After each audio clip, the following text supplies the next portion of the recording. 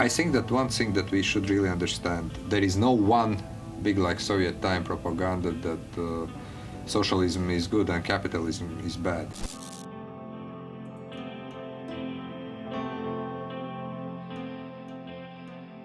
That there were a lot of myths about NATO already back at the end of 1990s.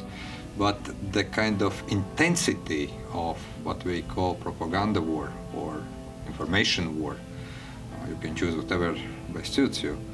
I think that it began around 2012, 2013, and of course it intensified in 2014 when illegal annexation of Crimea, when ongoing war in Ukraine, in the east of Ukraine, started. And then, of course, you get a lot of news media, or so-called news media. I would better describe them as information warfare tools, saying that Latvia is a failed state, that Latvia is failing within European Union.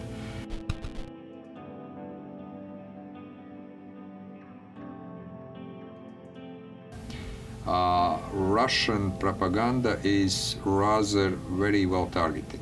Russian-speaking population is getting the kind of, let's say, propaganda dish prepared and containing such ingredients as NATO is bad, Russian foreign policy is good, the land grab of Crimea is the greatness of Russian foreign policy, that Russia is doing great economically, even if we know that there is quite a crisis right now. The Latvian public gets dish, I would even say, where ingredients are consisting of, because you are so anti-Russian, your economy is suffering. If you wouldn't be supporting sanctions against Russia because of annexation of Crimea or because of the ongoing situation in eastern Ukraine, the trade would be flourishing. Sounding the alarm over the ban Russia's placed on most imports, fearing billions of euros in potential losses. Now, Moscow moved to also, there are some attempts to say that you don't need those NATO soldiers or American soldiers or Canadian soldiers, because what they are going to do, they will commit a lot of crimes. Things will get out of hand. Even such kind of messages are sometimes spread on social media.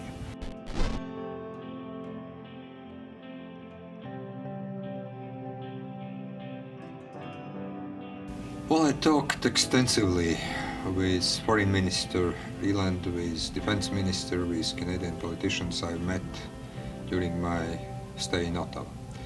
And I think that they are very well aware of this kind of propaganda information warfare. And they are also preparing for it. Actually, we agreed to have very close coordination, to have a specific joint Latvian-Canadian task force to address possible, let's say, attacks when it comes to information warfare. What could be kind of messages? I think that we are already seeing them. First is that Canadians are wasting resources, money, sending Canadian troops to unnecessary mission, that Russia is not going to attack.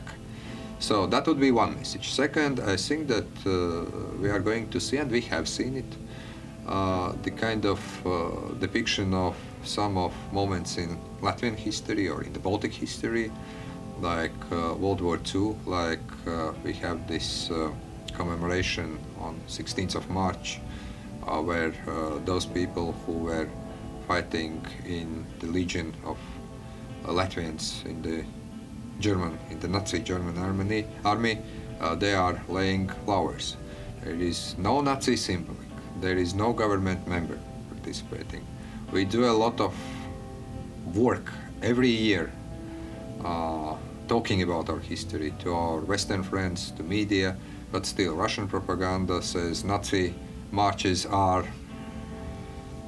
in the center of Riga and government is not doing anything.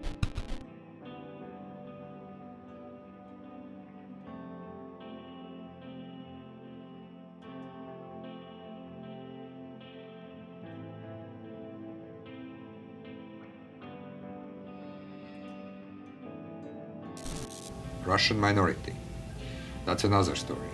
So I think that also here we could expect some articles. A Latvian Naval Academy professor says his career has been sunk in the latest public row over the persecution of ethnic Russians in the Baltics. Then articles that the scenario of Crimea or eastern Ukraine could happen in Latvia or in Estonia, because some Russians are living in territories close to the Russian border, which is again not true, but such things, trying to influence Canadian public opinion, trying to influence decision makers in Canadian government, we are seeing happening. And I think that when first Canadian soldiers will touch down in Riga airport, we will probably see some kind of splash of such things.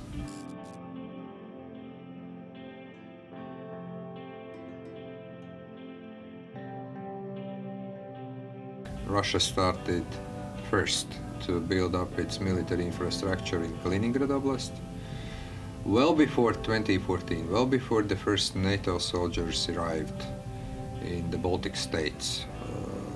We have seen development of Russian military bases across our border. In Pskov Oblast, I think that we have seen increase of helicopter bases. The military presence of Russian soldiers, the numbers have increased.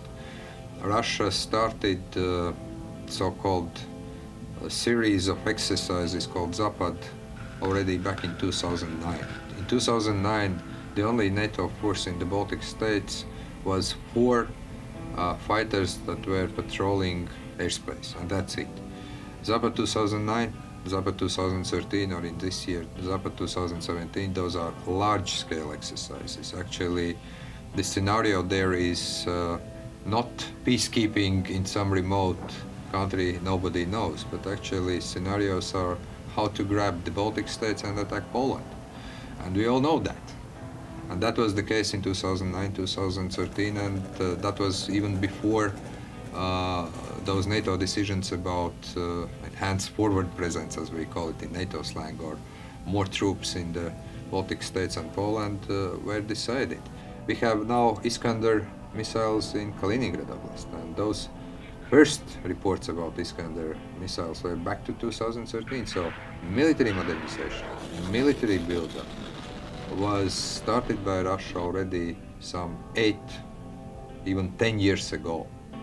The NATO response was long overdue, but finally it's there because of Crimea, because of the eastern Ukraine, and NATO response in my mind is adequate, it's moderate, and it's purely defensive.